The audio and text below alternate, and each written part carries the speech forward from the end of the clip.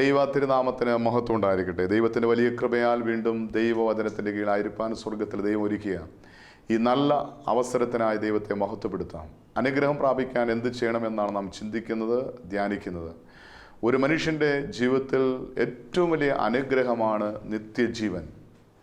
കർത്താവിൻ്റെ വചനം ഇങ്ങനെ പറയുന്നു, 1 യോഹന്നാൻ 2:25 ഇതാകുന്നു അവൻ നമുക്ക് തന്ന വാഗ്ദത്തം, നിത്യജീവൻ തന്നെ.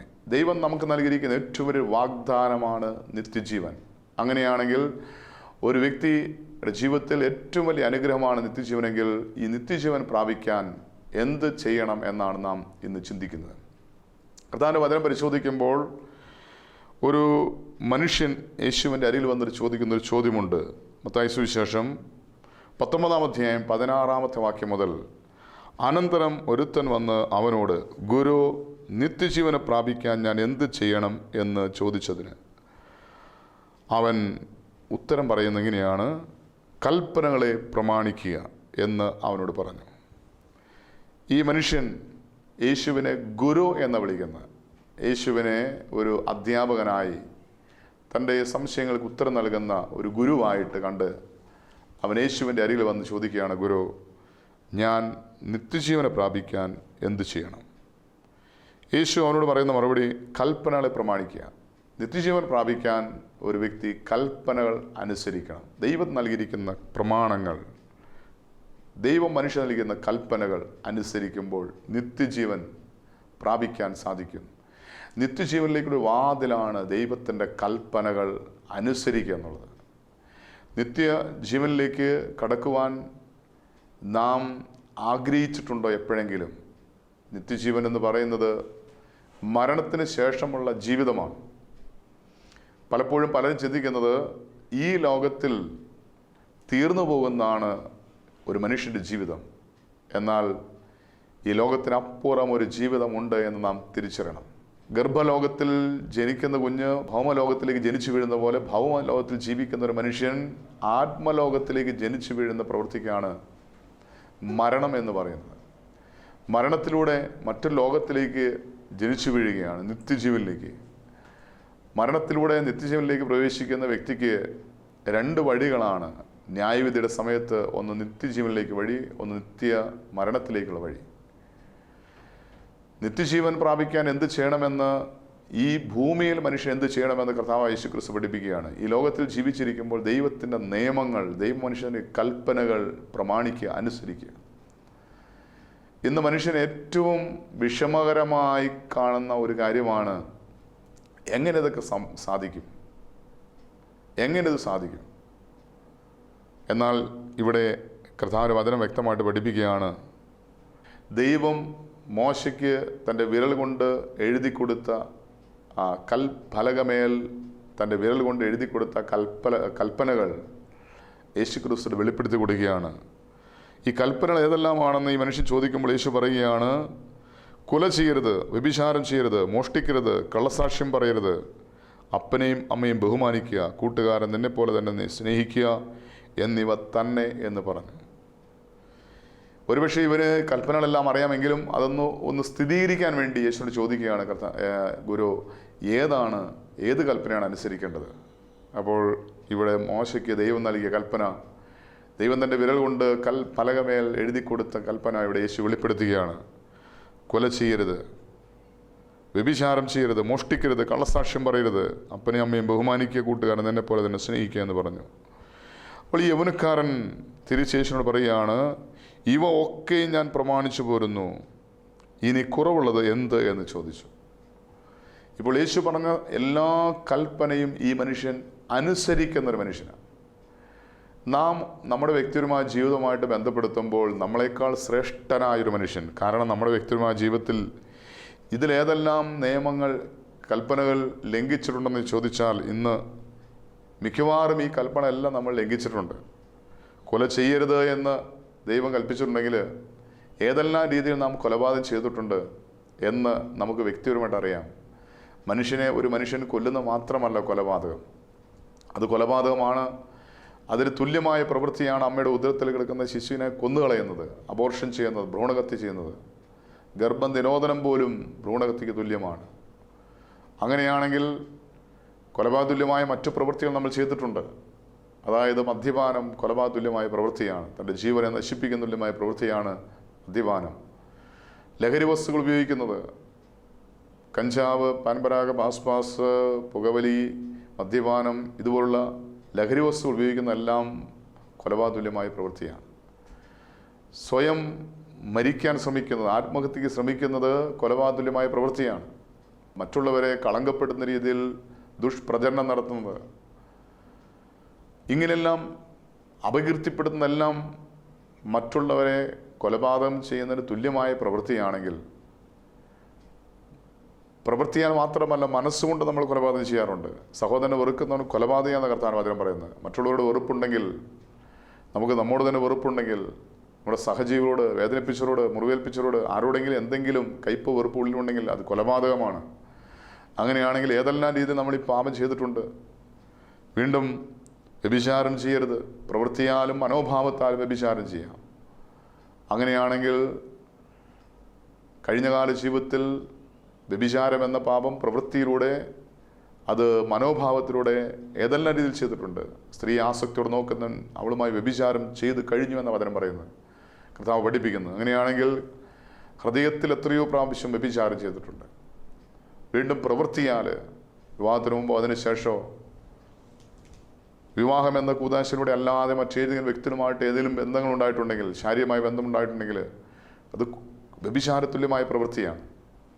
അത് മാത്രമല്ല, ആസക്തിയോടെ നോക്കുന്നത് വ്യഭിചാരമാണെങ്കിൽ ഓർമ്മ വെച്ച നാൾ മുതൽ കണ്ണുകൊണ്ട് എന്തെല്ലാം അശുദ്ധമായത് കണ്ടിട്ടുണ്ട്. അങ്ങനെയാണെങ്കിൽ പ്രവൃത്തിയിലൂടെ, മനോഭാവത്തിലൂടെ എന്തുമാത്രം വ്യഭിചാരം എന്ന പാപം ചെയ്തു പോയിട്ടുണ്ട്. വീണ്ടും കർത്താവിന്റെ വചനം പറയുകയാണ്, നീ മോഷ്ടിക്കരുത്. അർഹതയില്ലാത്തത് എന്തെങ്കിലും സ്വന്തമാക്കേണ്ട, അതിന് പറയുന്ന പേരാണ് മോഷണം. പലപ്പോഴായിട്ട് വ്യക്തിപരമായി, ദൈനംദിന ജീവിതത്തിൽ, ഔദ്യോഗിക ജീവിതത്തിൽ, ജോലി മേഖലയിൽ, യാത്രയിൽ, സ്കൂളിൽ, കോളേജിൽ, ഓഫീസിൽ അർഹതയില്ലാത്ത എന്തെല്ലാം സ്വന്തമാക്കേണ്ടത് അതെല്ലാം മോഷണതുല്യമായ പ്രവൃത്തിയാണ്. തെറ്റായ സ്നേഹബന്ധം പോലും മോഷണത്തിന് തുല്യമാണ്. അർഹതയില്ലാത്ത വ്യക്തിയെ സ്നേഹിച്ച് വശീകരിച്ച് സ്വന്തമാക്കുന്നത് മോഷണമാണ്. അങ്ങനെയാണെങ്കിൽ ഏതെല്ലാം രീതിയിൽ ഈ പാപം ചെയ്തു പോയിട്ടുണ്ട്, ഈ നിയമം ലംഘിച്ചു പോയിട്ടുണ്ട്. കള്ള സാക്ഷ്യം പറയരുത്, കള്ള സത്യം ചെയ്യരുത്. കള്ള കുമ്പസാരം പോലും, പാപം മറച്ചു വെച്ച് കുമ്പസാരിക്കുന്ന പോലും കള്ളസാക്ഷ്യമാണ്. കണ്ട കാര്യങ്ങൾ കണ്ടില്ല എന്ന് പറയുന്നത്, കാണാത്ത കാര്യം കണ്ടു എന്ന് പറയുന്നതും കള്ളസാക്ഷ്യമാണ്.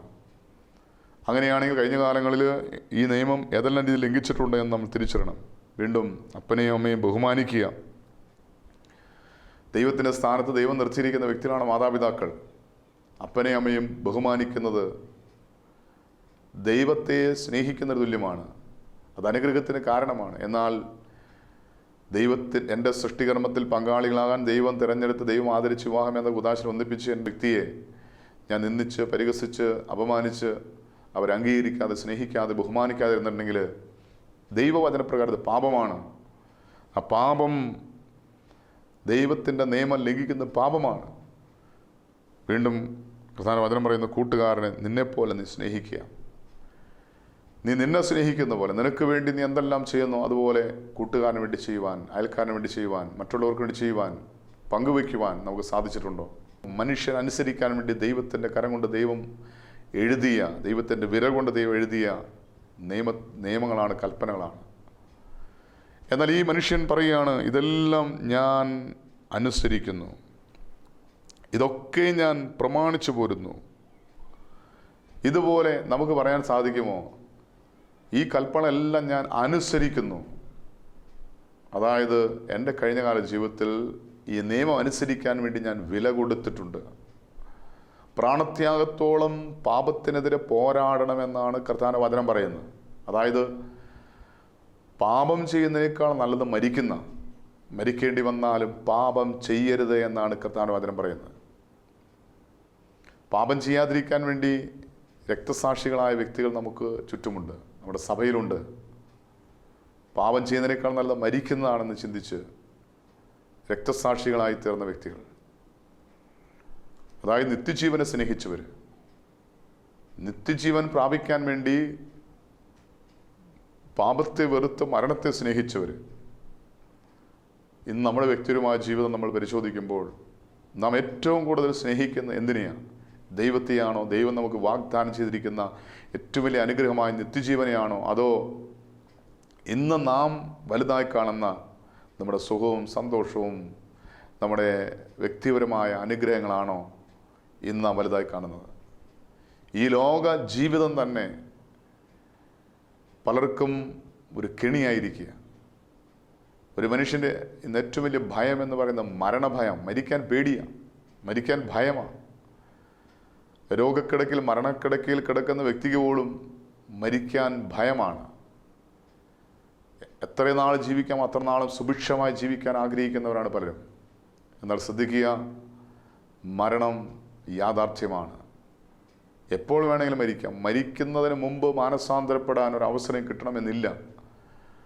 അതുകൊണ്ട് ദൈവത്തിൻ്റെ കൽപ്പന അനുസരിച്ച് എപ്പോൾ മരിച്ചാലും എനിക്ക് നിത്യമായ സ്വർഗരാജ്യം, നിത്യജീവൻ പ്രാപിക്കാൻ അത് കാരണമായി തീരുമെന്നുള്ള ഉറപ്പോടെ ധൈര്യത്തോടെ ജീവിക്കാൻ നമുക്ക് സാധിക്കുന്നുണ്ടോ? നിത്യജീവൻ ലക്ഷ്യമാക്കി ഒരു വിശുദ്ധ ജീവൻ നയിക്കാൻ, ദൈവത്തിൻ്റെ നിയമങ്ങൾ കൽപ്പന അനുസരിച്ച് ജീവിക്കാൻ നമുക്ക് സാധിക്കുന്നുണ്ടോ? ഈ യൗവനക്കാരൻ യേശുവിന് പറയും, ഇതെല്ലാം ഞാൻ ചെയ്തു വരുന്നു, ഇതൊക്കെ ഞാൻ പ്രമാണിച്ചു പോരുന്നു, ഇനി കുറവുള്ളത് എന്തെങ്കിലും ഉണ്ടോ എന്ന് ചോദിക്കുകയാണ്. യേശു അവനോട്, നീ വിശുദ്ധിയിൽ പൂർണ്ണനാകാൻ ഇച്ഛിക്കുന്നുവെങ്കിൽ, ആഗ്രഹിക്കുന്നുവെങ്കിൽ നീ ചെന്ന് നിനക്കുള്ളത് വിറ്റ് ദരിദ്രർക്ക് കൊടുക്കുക, എന്നാൽ സ്വർഗത്തിൽ നിനക്ക് നിക്ഷേപം ഉണ്ടാകും, പിന്നെ വന്ന് എന്നെ അനുഗമിക്കുക. ഇവിടെ രണ്ട് കാര്യമാണ് യേശു ക്രിസ്തു പറയുന്നത്. ഒന്ന്, നീ എല്ലാറ്റിനേക്കാൾ ഉപരിയായി സ്നേഹിക്കുന്ന ഒന്നാണ് നിൻ്റെ സമ്പത്ത്. നിനക്കുള്ളത് നീ വിൽക്കണം, ഉപേക്ഷിക്കണം. നീ ഇന്ന് ജീവിതത്തിൽ എന്താണോ വലുതായി കാണുന്നത് അതിനെ ബലി കഴിക്കാതെ ഒരിക്കലും നിത്യജീവൻ പ്രാപിക്കാൻ സാധ്യമല്ല. നമ്മുടെ ജീവിതത്തിൽ നാം ഏറ്റവും വിലയുള്ളതായി കാണുന്നത് എന്താ? ഇന്ന് ഏറ്റവും വിലയായി നാം കാണുന്നത് ഇന്ന് സമ്പത്താണോ? സ്ഥാനമാനങ്ങളാണോ? സൗകര്യങ്ങളാണോ? നമ്മുടെ ജീവിതത്തിൽ നാം ഇന്ന് എന്തിനാണോ വില കൊടുക്കുന്നത് അതിനെ ബലി കഴിക്കണം. ഇവിടെ കർത്താവ് വചനം പറയുകയാണ്, നിനക്കുള്ളത് നീ വിറ്റ് ദരിദ്രർക്ക് കൊടുക്കുക.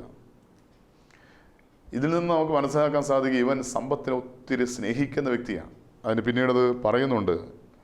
അതിന് 22-ാമത്തെ വാക്യത്തിൽ പറയുന്നുണ്ട്, യൗവനക്കാരൻ വളരെ സമ്പത്ത് ഉള്ളവനാകിയാൽ ഈ വചനം കേട്ട് ദുഃഖിച്ചു പോയി കളഞ്ഞു.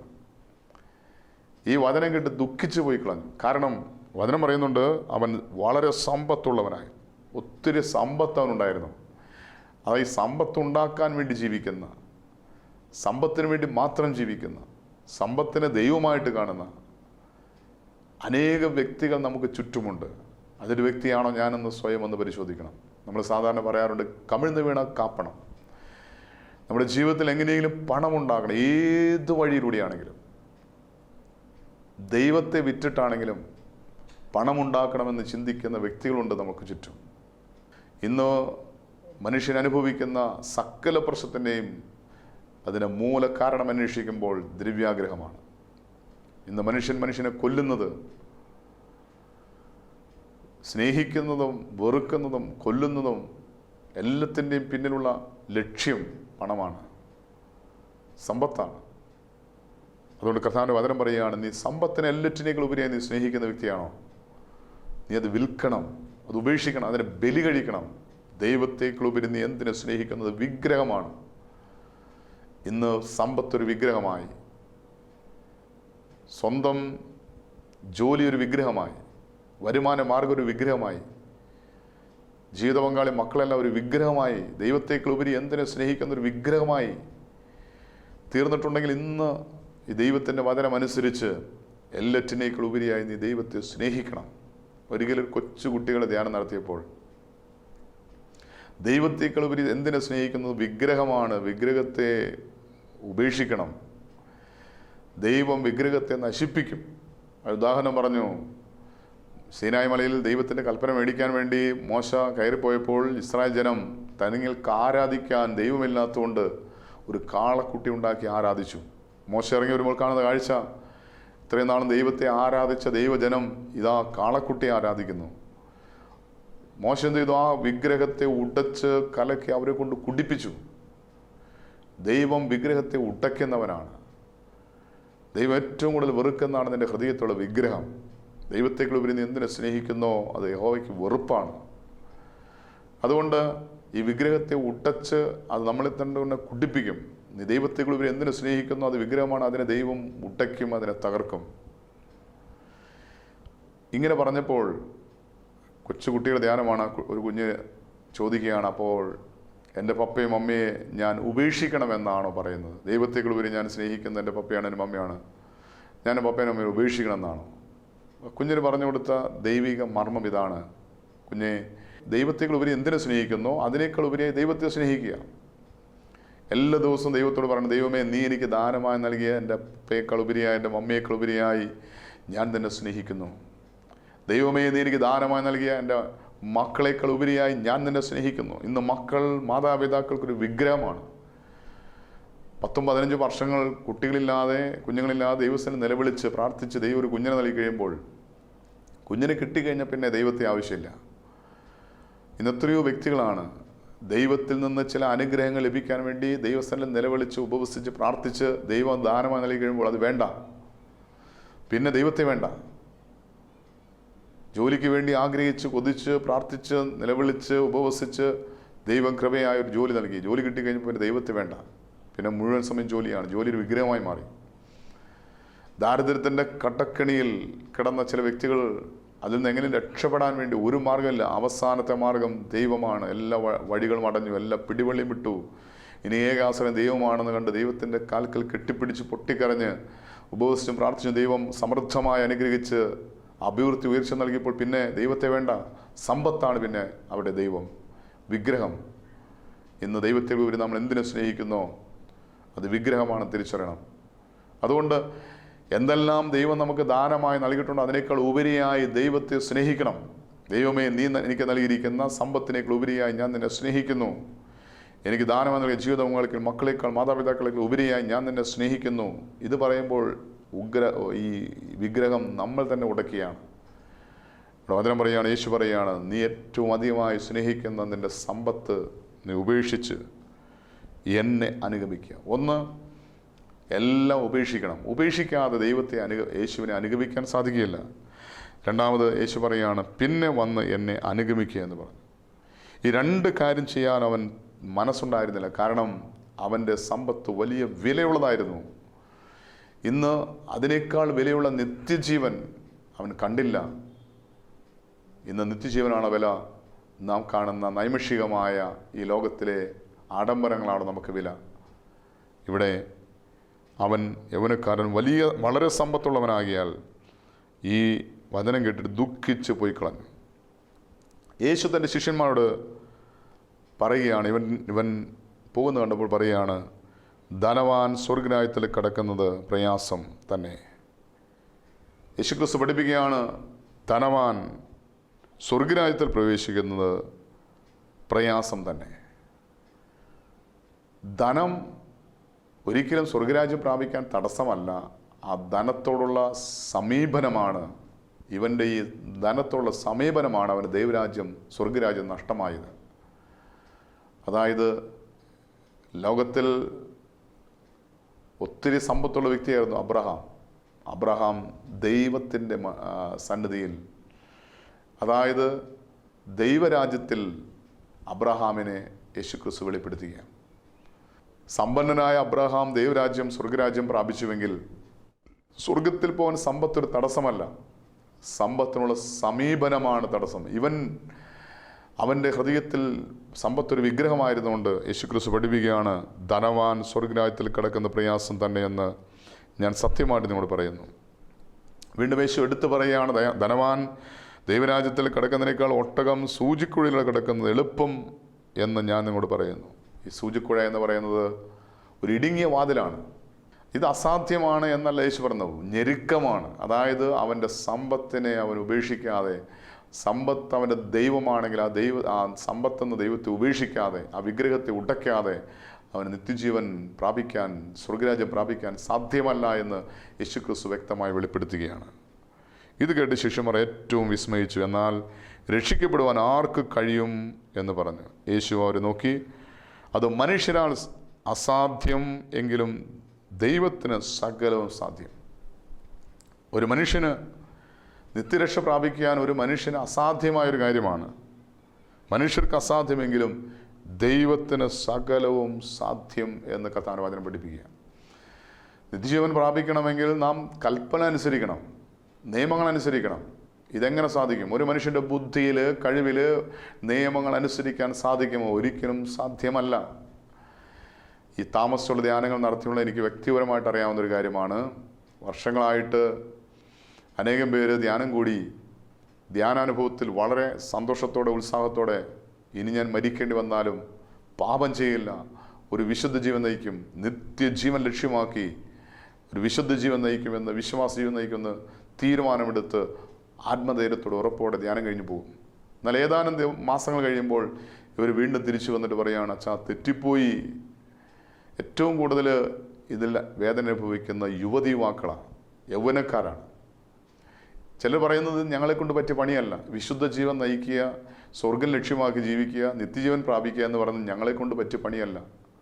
ഇതുവരെ അച്ഛന്മാർക്കോ കന്യാസികൾക്കോ ഇത് ദൈവവചനം പ്രഘോഷിക്കുന്ന അല്ലെങ്കിൽ ദൈവരാജ്യത്തിന് വേണ്ടി ജീവൻ ബലിയർപ്പിച്ച ചില വ്യക്തികൾക്ക് മാത്രമേ പറ്റൂ.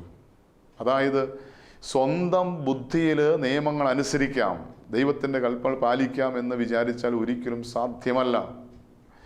ഇങ്ങനെ ഞങ്ങളെ കൊണ്ട് പറ്റിയ പണിയല്ല എന്ന് പറഞ്ഞ് വേദനയോടെ പരാജയത്തിൻ്റെ അനുഭവത്തിൽ വരുന്ന ഓരോ യുവതി യുവാക്കളോടും ഞാൻ പറയുന്നൊരു കാര്യമുണ്ട്. നിങ്ങൾ ഒരു പാപത്തെ സ്വന്തം ബുദ്ധിയിൽ, സ്വന്തം കഴിവിൽ അതിനെ ജയിക്കാമെന്ന് വിചാരിച്ചാൽ ഒരിക്കലും നടക്കില്ല. കാരണം ഈ ലോകത്തിൽ പാപത്തിന് ശക്തിയുണ്ട്. ഒരു പാപത്തിന് എന്തുമാത്രം ശക്തിയുണ്ടെന്ന് ചോദിച്ചാൽ മനുഷ്യനെ കീഴടക്കാൻ കഴിയുന്ന ശക്തി പാപത്തിനുണ്ട്. എന്നാൽ പാപത്തെ കീഴടക്കാൻ മനുഷ്യന് ശക്തി ലഭിക്കുന്നത് ദൈവത്തിൽ നിന്നാണ്. അതായത് പ്രാർത്ഥനയിലൂടെ, വിശുദ്ധ കൂദാശ അനുഭവങ്ങളിലൂടെ, ദൈവരാജ്യ അനുഭവത്തിലൂടെ ജീവിക്കുന്ന, ദൈവകൽപ്പന അനുസരിച്ച് ജീവിക്കുന്ന ഒരു വ്യക്തിക്ക് മാത്രമേ പാപത്തെ ജയിക്കാൻ സാധിക്കുകയുള്ളൂ. അതുകൊണ്ട് സ്വന്തം ബുദ്ധിയിലോ കഴിവിലോ ഞാനൊരു വിശുദ്ധ ജീവൻ നയിക്കുമെന്ന് തീരുമാനമെടുത്താൽ ഒരു വ്യക്തിക്ക് ഒരിക്കലും ആ ദൈവരാജ്യ അനുഭവത്തിൽ വിശുദ്ധ ജീവൻ നയിക്കാൻ സാധ്യമല്ല. അതുകൊണ്ട് ദൈവത്തെ മുറുകെ പിടിക്കുക. എൻ്റെ ദൈവത്താൽ ഞാൻ ഒരു വിശുദ്ധനായി ജീവിക്കും, ഒരു വിശുദ്ധിയായി ജീവിക്കും. കർത്താവായ യേശു ക്രിസ്തുവിന് സാക്ഷി നൽകിയാണ്, മനുഷ്യർക്ക് പലതും അസാധ്യമാണ്, എങ്കിലും ദൈവത്തിന് സകലവും സാധ്യം. ഒരു വിശുദ്ധ ജീവൻ നയിക്കുവാൻ, വിശ്വാസ ജീവൻ നയിക്കുവാൻ, നിത്യരക്ഷ പ്രാപിക്കുവാൻ നിന്റെ സ്വന്തം ബുദ്ധിയിലോ കഴിവിലോ സാധ്യമല്ല. എന്നാൽ ദൈവത്തെ കൂട്ടുപിടിച്ചാൽ, ദൈവത്തിൻ്റെ കരം പിടിച്ച്, ദൈവത്തിൻ്റെ വചനമായി അനുസരിച്ച്, ദൈവകൃപയിൽ ജീവിച്ചാൽ, ദൈവത്തിൻ്റെ പരിശുദ്ധാത്മാവിനാൽ നയിക്കപ്പെട്ടാൽ ഒരു വിശുദ്ധ ജീവൻ നയിക്കാൻ സാധിക്കും. അതുകൊണ്ട് ഈ ലോകത്തിലെ സഹനങ്ങളും ദുഃഖങ്ങളും വേദനകളും അനുഗ്രഹമാക്കി എൻ്റെ വിശുദ്ധീകരണത്തിനും എൻ്റെ ആത്മാവിൻ്റെ രക്ഷയ്ക്കുമുള്ള ഒരു മുഖാന്തരമായി തീരുവാൻ, അനുഗ്രഹത്തിന് കാരണമായി തീരുവാൻ സാധിക്കുന്നുവെങ്കിൽ, അതായത് നമ്മുടെ ജീവിതത്തിൽ വരുന്ന പോരാട്ടങ്ങളെ അനുഗ്രഹമാക്കി മാറ്റണം. വിശുദ്ധ ജീവൻ നയിക്കുവാൻ നാം വില കൊടുക്കണം. ദൈവത്തെ മുറുകെ പിടിച്ച് ദൈവരാജ്യത്തെ മുന്നിൽ കണ്ടുകൊണ്ട് സ്വർഗരാജ്യം ലക്ഷ്യമാക്കി ജീവിക്കാൻ ദൈവത്തെ കൂട്ടുപിടിക്കണം. യേശുവിനോട് കൂടെ, യേശുവിൻ്റെ കരം പിടിച്ച്, പരിശുദ്ധാത്മാവിൻ്റെ ശക്തിയാൽ ദൈവവചനമനുസരിച്ച് നിത്യജീവൻ പ്രാപിക്കാൻ നാം ദൈവത്തിൽ ആശ്രയിക്കണം. ഇവിടെ വചനം പറയുകയാണ്, ദൈവത്തിന് സകലവും സാധ്യം. നമുക്ക് ഒരു വിശുദ്ധ ജീവൻ നയിക്കുവാനും, വിശ്വാസ ജീവൻ നയിക്കുവാനും, നിത്യരക്ഷ പ്രാപിക്കുവാനും നമ്മെ സഹായിക്കുന്ന ഒരു വ്യക്തി നമ്മുടെ കൂടെയുണ്ട്. ദൈവം സകലത്തിന് മതിയായവനാണ്. ഇവിടെ പത്രോസ് അവനോട്, ഞങ്ങൾ സകലവും വിട്ട് നിന്നെ അനുഗമിച്ചാൽ ഞങ്ങൾക്ക് എന്ത് കിട്ടുമെന്ന് ചോദിച്ചു. എല്ലാം ഉപേക്ഷിച്ച് നിൻ്റെ കൂടെ ഞങ്ങൾ പുറപ്പെട്ടിരിക്കുകയാണ്, ഞങ്ങൾക്ക് എന്ത് കിട്ടും? ഇവിടെ യേശുവിന് മറുപടി പറയുകയാണ്. യേശു അവരോട് പറഞ്ഞത്, എന്നെ അനുഗമിച്ചിരിക്കുന്ന നിങ്ങൾ പുനർജന്മത്തിൽ, അതാണ്ട് രണ്ടാമത്തെ നിത്യജീവിതത്തിൽ, മനുഷ്യപുത്രൻ തൻ്റെ മഹത്വത്തിൻ്റെ സിംഹാസനം ഇരിക്കുമ്പോൾ നിങ്ങളും 12 സിംഹാസനത്തിരുന്ന് ഇസ്രായേൽ ഗോത്രം 12നും ന്യായം വിധിക്കും എന്ന് ഞാൻ സത്യമായിട്ട് നിങ്ങളോട് പറയുന്നു. അതായത് ഈ ലോകത്തിൽ ലാഭമായിരുന്ന സകലതും ഛേദമെന്നെണ്ണി എല്ലാം ഉപേക്ഷിച്ച് യേശുവിനെ അനുഗമിക്കുന്ന ഒരു വ്യക്തിക്ക് നിത്യജീവൻ വാഗ്ദാനം ചെയ്യുകയാണ് യേശു ക്രിസ്തു. വീണ്ടും യേശു എടുത്തു പറയുകയാണ്, എൻ്റെ നിമിത്തം വീടുകളെയോ സഹോദരന്മാരെയോ സഹോദരികളെയോ അപ്പനെയോ അമ്മയോ മക്കളെയോ നിലങ്ങളെയോ വിട്ട് കളഞ്ഞവന് എല്ലാം 100 മടങ്ങ് ലഭിക്കും. അവൻ നിത്യജീവനെയും അവകാശമാക്കും. ഈ ലോകത്തിൽ നാം എന്തെല്ലാം ഉപേക്ഷിക്കുന്നോ അത് ഈ ലോകത്തിൽ 100 മടങ്ങായിട്ട് ലഭിക്കുമെന്ന് മാത്രമല്ല, അതിനോടൊപ്പം തന്നെ നമുക്ക് നിത്യജീവൻ ലഭിക്കും. ഈ ലോകത്തിലും പരലോകത്തിലും ഒരു മനുഷ്യൻ സമ്പന്നനായിത്തീരാൻ അവൻ എല്ലാറ്റിനേക്കാൾ ഉപരിയായി ദൈവത്തിന് 1-ാം സ്ഥാനം നൽകുക, എല്ലാറ്റിനേക്കാൾ ഉപരിയായി യേശുവിനെ ഹൃദയത്തിൽ 1-ാം സ്ഥാനം നൽകുക. യേശു ക്രിസ്തു മുഖാന്തരം ദൈവത്തിന് സകലവും സാധ്യമാകുന്ന വചനത്തിൻ്റെ യോഗ്യതയാൽ യേശു ക്രിസ്തു മുഖാന്തരം എനിക്കൊരു വിശുദ്ധ ജീവൻ നയിക്കാൻ സാധിക്കും, ഒരു വിശ്വാസ ജീവൻ നയിക്കാൻ സാധിക്കും. യേശു ക്രിസ്തു മുഖാന്തരം ഞാൻ നിത്യജീവൻ പ്രാപിക്കും, നിത്യരക്ഷ പ്രാപിക്കും. ആ ഒരു ഉറപ്പും ധൈര്യവും ഈ വചനം മുഖാന്തരം നമുക്കുണ്ടാകട്ടെ. അതിനായി നമുക്ക് പ്രാർത്ഥിക്കാം, കണ്ണടയ്ക്കാം. ബാർക്കുമോർ, ഞങ്ങൾ അത്യധികമായി സ്നേഹിക്കുന്ന ഞങ്ങളുടെ സ്വർഗീയ പിതാവാൻ നല്ല ദൈവമേ, നിത്യജീവൻ പ്രാപിക്കാൻ ഞങ്ങൾ എന്ത് ചെയ്യണമെന്ന ചോദ്യത്തിന് ഇന്ന് ഞങ്ങളോട് വ്യക്തിപരമായി നീ സംസാരിച്ച കൃപയ്ക്കായി സ്തോത്രം. കൽപ്പനകൾ അനുസരിക്കുക, പ്രമാണിക്കുക എന്നുള്ള വചനമനുസരിച്ച് കർത്താവേ, നീ ഞങ്ങൾക്ക് നൽകിയിരിക്കുന്ന കൽപ്പനകൾ ദൈവാത്മാവിൽ ശരണപ്പെട്ടുകൊണ്ട് കർത്താവെ നിന്നെ മാത്രം ആശ്രയിച്ചുകൊണ്ട് ഈ കൽപ്പന അനുസരിച്ച് ദൈവവചനം അനുസരിച്ച് ഒരു വിശുദ്ധ ജീവൻ നയിക്കുവാൻ, വിശ്വാസ ജീവൻ നയിക്കുവാൻ, അത് മുഖാന്തരം നീ ഞങ്ങൾക്കൊരുക്കി നിത്യജീവൻ പ്രാപിക്കുവാൻ. ഈ ലോകത്തിൽ ഞങ്ങൾ എപ്പോൾ എവിടെ വെച്ച് എങ്ങനെ മരിക്കുമെന്ന് ഞങ്ങൾക്ക് അറിയില്ല കർത്താവ്. എന്നാൽ മരണത്തിന് ശേഷം ഒരു നിത്യമായൊരു ജീവിതമുണ്ട്. ആ നിത്യമായ ജീവിതത്തിൽ നിത്യരക്ഷ പ്രാപിക്കുവാൻ, നിത്യജീവൻ പ്രാപിക്കുവാൻ ഞങ്ങളെ സഹായിക്കണം. പാപത്തെ പ്രതി, പാപം ചെയ്യുന്നതിനേക്കാൾ നല്ലത് മരിക്കുന്നതാണെന്ന് കണ്ട് രക്തസാക്ഷികളായ കർത്താവിനെ പ്രതി രക്തസാക്ഷികളായ സകല രക്തസാക്ഷികളുമേ, സകല ശുദ്ധിമാന്മാരെ ശുദ്ധിമതികളെ ഞങ്ങൾക്ക് വേണ്ടി ഞങ്ങൾ നിത്യജീവൻ പ്രാപിക്കേണ്ടതിന് ഞങ്ങൾക്ക് വേണ്ടി പ്രാർത്ഥിക്കണമേ. പിതാവെ, പ്രാർത്ഥനയ്ക്കായി സ്തോത്രമെല്ലാം ഞങ്ങൾക്ക് വേണ്ടി ക്രൂശിൽ മരിച്ച് മരണത്തെ ജയിച്ച് ഉയർത്തെഴുന്നേറ്റ് ഇന്നും ജീവിക്കുന്ന ഞങ്ങളെ നിത്യജീവനിലേക്ക് നയിക്കുന്ന കർത്താവായ യേശു ക്രിസ്തു മുഖാന്തരം പ്രാർത്ഥിക്കുന്നു. കൃപയോടെ കേൾക്കണം നല്ല പിതാവേ, ആമേൻ.